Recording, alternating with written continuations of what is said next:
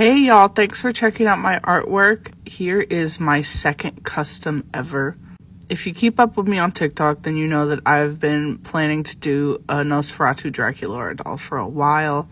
So I'm finally in the planning stages of that, and I've started executing it. Unlike my first custom, which just required me to recreate the head and do some minor painting details on the body, this is going to be a full repaint, full sculpt, changing the face, and I'm going to be sewing clothes for the doll as well. Because this project is going to be a little bit more extensive, it's going to take a lot more work, I'm actually going to be dividing the videos into two. So the first video, which is this video that you're watching right now, that's going to be the stage of me sculpting on the doll, painting the doll, planning out what the physical doll itself is going to look like. Once I've completed this video, I am going to make a second one detailing how I execute the clothing for the doll. So now that I've explained that a little bit, I'll dive into the materials that I'm using for the sculpt. So for my base painting, I'm using a series of acrylic paints. The brand I primarily use is Apple Barrel because it's cheap, but I have some random ones that I just have from like kits, people gifting it to me, stuff like that. I did my best to color match to this doll, but I also layered lavender and gray on top of her body to make her skin look a little bit rotten, kind of like Nosferatu. I also used Apoxie Sculpt to create a brow bone, a spinal cord, and a thigh and leg bone on one side. As you can see, all of the painting and sculpting did not happen overnight. I've been working on this doll for a little over a month now.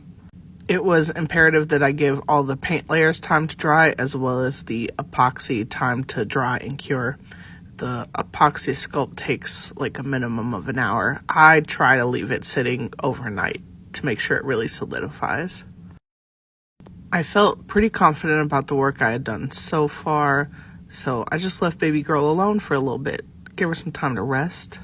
Oh, I forgot to mention the rib cage. The rib cage is also made out of Apoxie Sculpt. I sculpted it onto the body, which was a little bit challenging because of the way her torso moves, but I think I was able to execute it pretty well.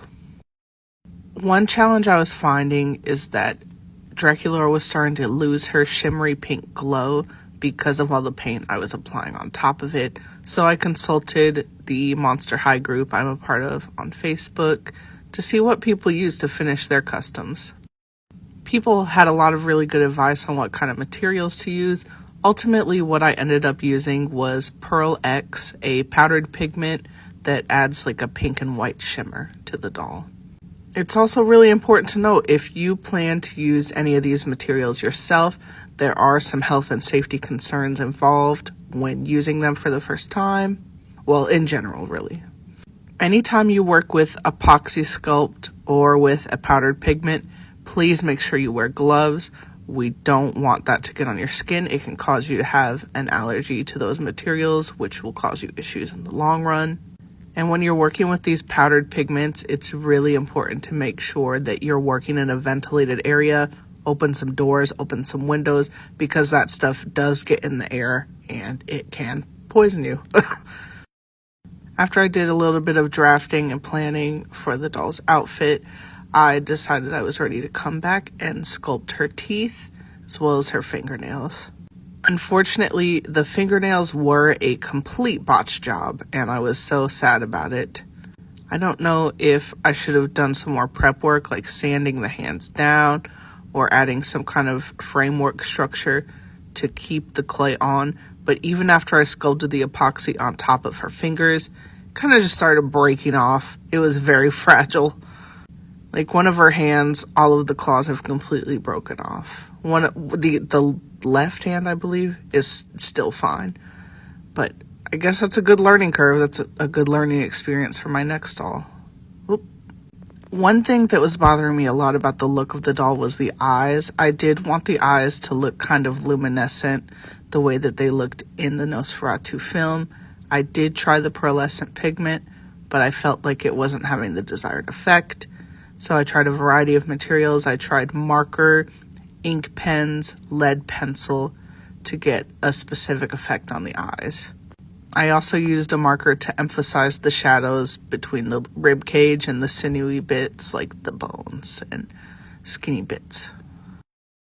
Once I decided that I had the desired effect overall, I went in with a Mod Podge sealant. I believe it was a quick drying matte Mod Podge, which is kind of counterintuitive because I'm using like shimmery pearlescent pigments.